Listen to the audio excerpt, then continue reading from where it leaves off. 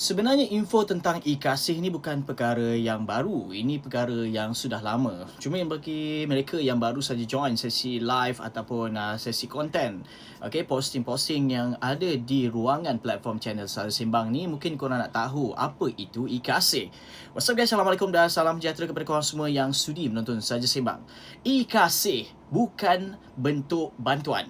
E-kasih adalah pengkalan data orang miskin tegar.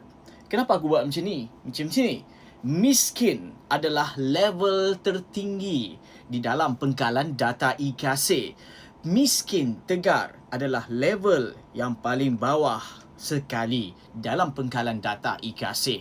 Yang mana korang boleh lakukan permohonan bukan di Jabatan Kebajikan Masyarakat, bukan di Baitumal, bukan kat tepi rumah korang, tetapi dekat Jabatan Pembangunan Negeri ataupun Jabatan Pembangunan Daerah masing-masing, yang mana dia ada kaunter khas tentang e-kasih. Dan untuk mengatakan korang, e-kasih ini korang bukannya boleh buat, orang kata sewenang-wenangnya melihat kepada bantuan semata-mata. Okey, korang sebenarnya e-kasih adalah merupakan pengkalan data yang perlu korang lakukan permohonan dan layak untuk dapatkan manfaat-manfaat tertentu. Manfaat-manfaat yang biasanya para orang kata kerajaan ke JSC ke NGO dan sebagainya mengambil data-data pengkalan data ini, rujukan utama ini untuk menjadikan mereka ini melakukan satu perkara yang melibatkan pemberian bantuan ataupun penyaluran dari segi bakul makanan berkemungkinan, ataupun mungkin dari segi bantuan keusahawanan. Contohnya, okey, aku nak buat satu program untuk ibu-ibu tunggal.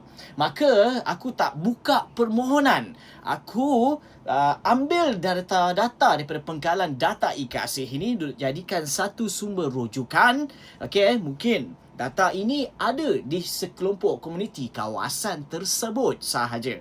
So tak perlu buat permohonan baru. Sebab apa? Benda ini akan waste time, akan membazir masa untuk mereka isi borang, lepas tu tunggu tapis lagi. Tak perlu.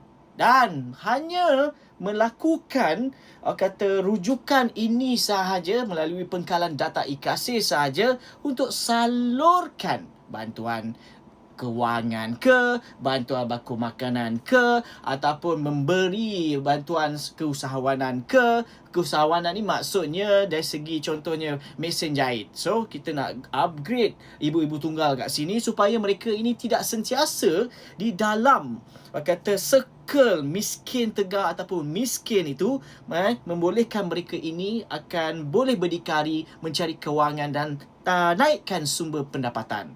Okey, itulah fungsi e-kasih. Itulah e-kasih sebenarnya. Dan e-kasih bukannya bantuan, hanya pengkalan data orang miskin dan miskin tegar. Itu sahaja perkongsian. Aku Faizuan. Assalamualaikum.